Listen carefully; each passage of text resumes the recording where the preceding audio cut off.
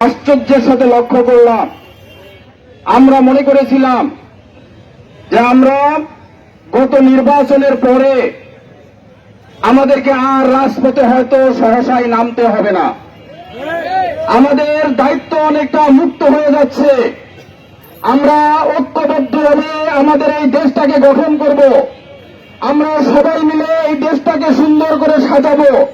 কিন্তু বর্তমান বিএনপির সরকার তারা আমাদেরকে হতাশ করেছে।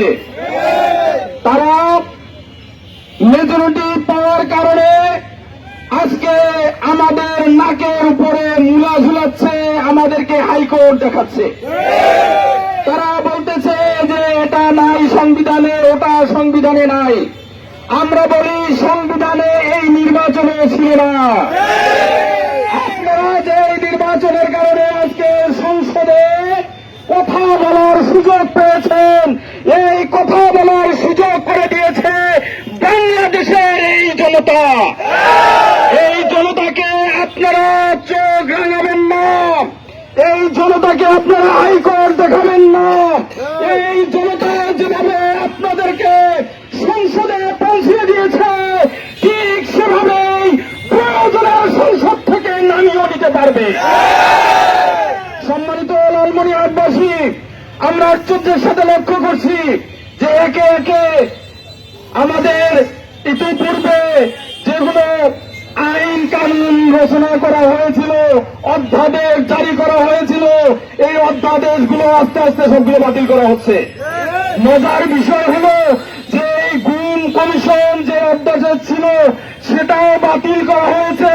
অথচ আজকে যদি আমরা বলি এই সংগ্রামের শুরুর দিকে যিনি গুম হয়েছিলেন ইলিয়াস আলী তো ভিন নেতা ছিলেন, আর সেই ইলিয়াস আলীর সাথে প্রতারণা করে সেই গুম কমিশনের সেই অধ্যাদেশ বাতিল করেছে বিএনপি। তার মানে বিএনপির বর্তমান সরকার বিএনপির শত্রুতে পরিণত হয়ে গেছে। সম্মানিত লালমনিরহাটবাসী, আমরা চাই কোন অবস্থাতেই আমাদের 24-এ যারা রক্ত দিয়েছে, যারা জীবন দিয়েছে, যারা তাদের অঙ্গ প্রত্যঙ্গকে হারিয়েছে, তাদের এই ত্যাগকে আমরা কোনদিন কোন অবস্থাতেই খালি হাতে ফেরত দিতে পারি না। আমরা তাদের রেখে যাওয়া কাজকে অবশ্যই আমাদের এই স্বাধীন সার্বভৌম বাংলাদেশে প্রতিষ্ঠা করেই ছাড়ব ইনশাআল্লাহ। সম্মানিত উপস্থিতি, যখন যেভাবে এই গণভোটের রায়কে বাস্তবায়ন করার জন্য আপনাদেরকে আহ্বান জানানো হবে, আপনারা সবাই প্রস্তুত থাকবেন কিনা? আপনাদের সবাইকে ধন্যবাদ জানাচ্ছি, মোবারকবাদ জানাচ্ছি। আমরা আগামী দিনে প্রয়োজনে এই গণভোটের রায়কে বাস্তবায়ন করার জন্য আমরা রাজপথে নামতে বাধ্য হব।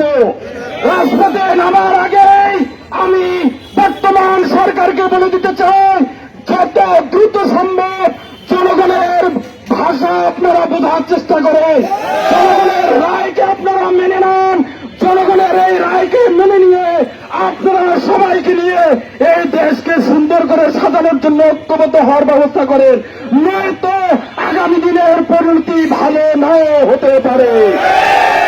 আপনাদেরকে সবাইকে ধন্যবাদ।